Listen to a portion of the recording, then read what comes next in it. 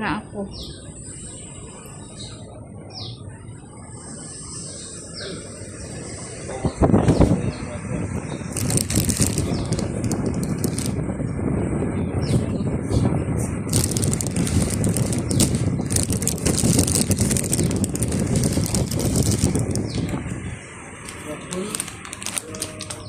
Ayan, bili ako ng croissant, guys. Kukunin lang natin yung napaka-importante. Dito po lagay sa bag ko. Para hindi na ako magkuha ng basket.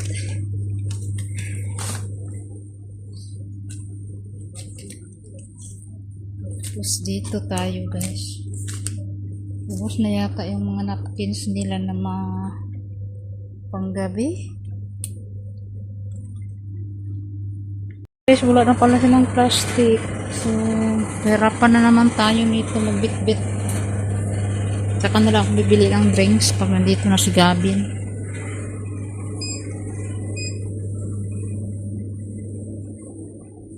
Naguguluhan ako. May hinahanap ako eh. Hindi ko mahanap-hanap ba? Nahanap ko yung brush pang toilet na hindi bilog. Yung square lang. Wala yata sila dito. Panglinis nila, wala. Hindi kompleto. Ayan.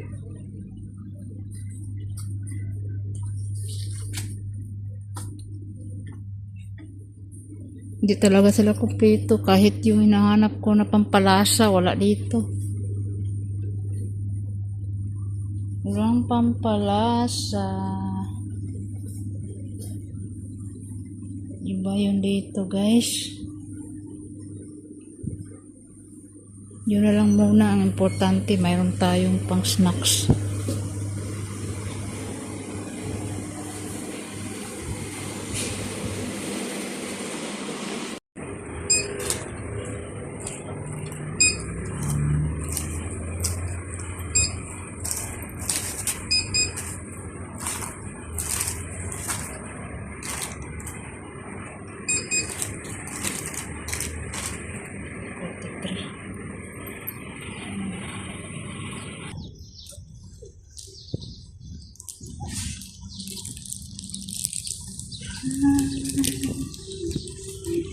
Balik tayo, guys. Ayan, bit-bit ko na ang aking napkin. At saka isang bag na noodles at biscuit. At saka ano pa ba yun? Mga nabili ko ya, mga biscuit. Balik na tayo sa ating trabahoan. Ayan, lakad-lakad lang para naman ma-exercise ang ating mga joint kasi ay nako. Ano makabalik. Di sini ada number 5 house ka? Oh, di san. Memang start number 1 ini kan? Yes. Ah, 7. 10. Ah, di sana pula oh. Sana 5. Ah, 5. Awal kamu hari ini? Iya awal. Kadang awal, kadang lambat. Awit na.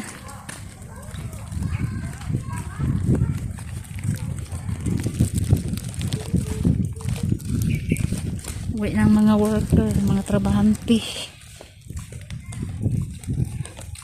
Marami din palang nagtatrabaho dito mga Pilipino sa street na to, guys, ha. Kasi division na to, marami palang Pilipino dito nagbantay ng matanda, hindi ko alam. Nalalaman ko na lang nung nagmassage yung kapatid ko dito. Tapos sabi niya nandun daw siya sa house number 5. Kasi nandun daw yun si Ate Doris. Marami din pala talaga mga Pinoy dito na nagtrabaho, mga helper, ganun, caregiver. Ako nandito kasi ako sa pinakadulo. Number 31 kasi ang house ng aking employer, ng aking alaga. So yun yun guys sila guys ay mga ano yun sila, mga taugsog yun sila. So mga Pinay din yun. Dito yung boss nila oh. Tapos yung staff house nila doon sa kabilang bahay, yung pinakadulo. Natrabaho yun sila ng restaurant. So dito na tayo, guys. Habang naliligo si Lolo kasi lumabas ako sandali lang.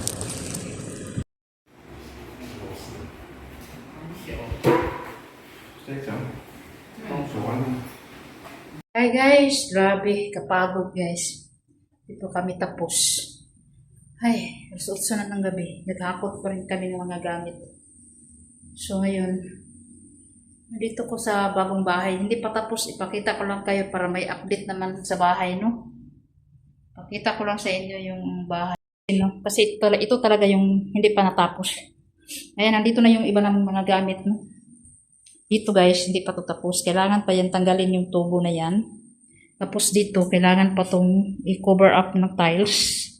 Yung lababo na yan, tanggalin namin yan kasi sa pungsoy, bawal daw yan kasi nakaharap po siya sa hallway, sa main door.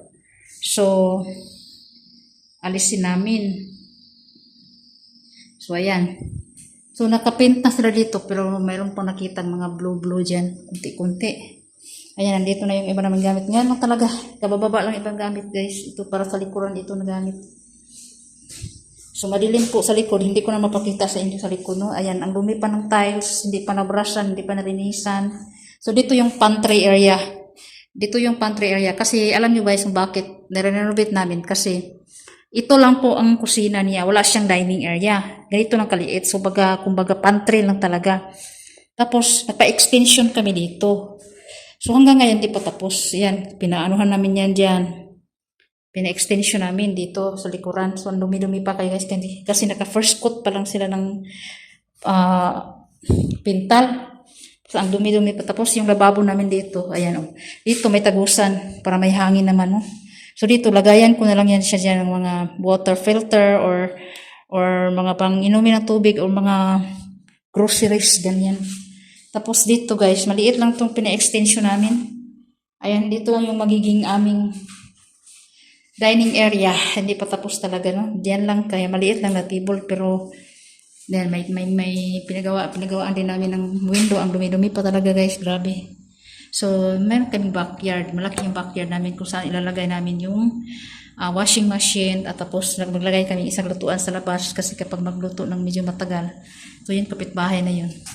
Tapos doon sa banda guys, ayan po yung aming backyard. So dyan, pwede ko dyan ilalagay yung mga stock. Gawin namin yung another stock room. Or dyan ko ilalagay yung mga ukay-ukay ko na hindi ko pa nabinta. Tapos dito naman banda guys, dyan sa likod, is sampayan na yan dyan. Labahan dito ilagay yung washing. Kaya mayroon ditong butas para po sa wire ng washing para masaksak dito. Tapos dito yung dining area namin. Maliit lang dyan. Kasi kami naman dito guys ay pag may pagkain na kuha lang kami tapos dito. Tapos maglalagay pa kami dito ng wall fan kasi hindi siya pwede lagyan ng ceiling fan kasi masyadong mababa yung roof niya. So nandito na rin yung iba namin gamit. Ayan, nandito na. Tapos yan dyan. At saka yung aming lababo guys, pinaayos namin dati dito yun. So hindi kasi pwede kasi maglagay kami ng exhaust fan dyan para sa lutuan. So dito yun ilalagay yung stove or maybe dito lang siya. Ano ko lang dyan. Tingnan lang natin kung ano ba yung arrangement. Iurong ko na lang siya dito. Para dito magagamit ko siya lagayan ng mga ingredients o ano-ano pang mga electrical. Tapos dito guys, hindi pa tapos. Ito lababo namin guys. Malaki ito guys. Malalim at malaki. So hindi pa tapos kasi pinapatigas pa yung simento. Lagyan pa yan siya ng tiles. So siguro mga bay, next week pa kami makalipat dito. Mga ganun. Next week pa talaga. So ma-finalize na yung mga pintal. Malagyan na yung wall fan dyan. Tapos, lagyan namin dyan yan ng ano. Pero next time na guys, lagyan namin ng cabinet sa taas. Pero hindi pa sa ngayon. Dahan-dahan na kasi sobrang gastos na talaga namin. Sobrang laki na lang aming gastos. Tapos dito sa baba guys ay hindi ko na lang siya palagyan ng cabinet. Ano-ano lang. Lagyan ko na lang siya yung cortina dyan. Kasi lagayan lang naman ng mga kaldero eh. Ganun. Tapos dito, maglagay pa ako dito ng cabinet, kitchen cabinet na pwedeng lagayan ng something sa ibabaw. Ang dumi pa talaga. Grabe, dami pang linisin. This one tomorrow. Put backside. I put outside. So that next time. But this one no need you cannot put because The one also need to put backside. what's the time of the one? Yeah, the one is extra kan? No, it's That's the extra. office. Huh? Office. Yeah, the office na. The office one have because they have long one. However, but nothing have the steel. When you can still can buy You mean make like that? Huh? the product. This is a big one. So, sa likod, ayan, under the light da. Malaki dito, malaki ang space dito, pero maglagay kami dito ng isang ref, yung white na ref, dito gadiyan. Huh? Dito, yung white na ref. Yung white na ref ba? I think so. Pwede na siya dyan. And then, yung bed daddy, yung set check up daddy, I want to put like this. For temporary only. Because I put the okay. The double deck ba? Para hindi siya anuhin ng mga daga. Kasi marami akong okay kasi ilagay ko dyan. Basta tingnan nyo lang, i-upload ko lang kayo pag na-arrange na lahat. Tapos open air lang siya dyan sa kapitbahay ng maraming mga, anong tawag nito di? Manhole? Manhole. Tapos dito natin ilagay yung isang cooking. Maybe lah. I see, but I don't know yet. Because the washing, in here lang. Then the table, in there ma. I don't know yet. I see. Then dito yung backyard. So hindi pa siya na talaga nalinis. Grabe pa, marami pang trabaho yan. May sampayan na rin ako.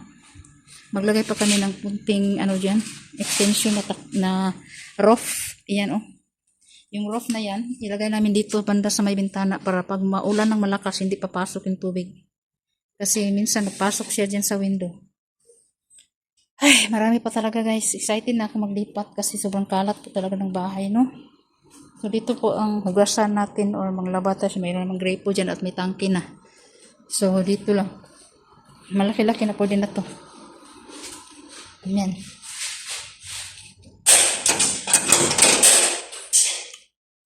The one is if cooking in there, open the window.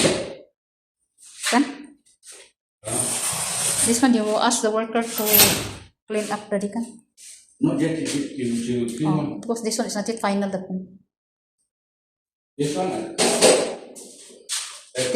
Tingok dulu mat sa mana. No, they already touched the lata one. Yala. Tingok dulu. The adjust one. Mau lubang lagi. The lubang you And see. then the wire there, bagaimana? Oh, this one. Open it. Jauh juga. Di sana tidak boleh. You want here also can. Here also can. Oh ya, tidak But berapa. anytime you want to come here or Ya, selalu di sana juga. okay, can. It's okay, di sana lang. Kaya kung kalau di sini, kamu mau simpan lagi na kan, the ceiling fan, ada wall fan. Para this one malatak di belakang. And then, yung CR namin, hindi pa nalinis ng maayos, guys. O madumi pa kasi pinalagyan ko siya dito ng pinalagyan ko siya dito ng semento ba para hindi maglabas yung tubig pag maghugas ng madumi pa siya, guys. Kailangan pa siyang rasa ng linisan ng todo-todo talaga. At pinapalitan na po yung bowl kasi nung unang bowl kasi bagong na po yung bowl na yan. Ayan. Tapos ito yung bathroom. Ang dumi-dumi din, guys. Kailangan pang brushan. Kasi hindi pa ako naglinis ng maayos kasi nalinisan ko na siya tapos nadumi na naman kasi yung mga worker ba. Oy! Mag-ano na kami ng curtain. Ito yung kagabi na kwarto. Maraming gamit. So hindi pa natapos kasi palitan pa rin ng doorknob. Basta marami pang gagawin. Ang dami pang mga gamit. Daming mga gamit, guys. Nagkalat. So itong mga maliliit na gamit lang ito. So maglagay kami ng kurtina para hindi makita sa loob. At saka dito sa kwarto, ayan, mga gamit. Maglagay kami ng kurtina dito para hindi makita kasi nandito na yung mga gamit namin. Kunti na lang yung gamit namin ang tira sa bahay.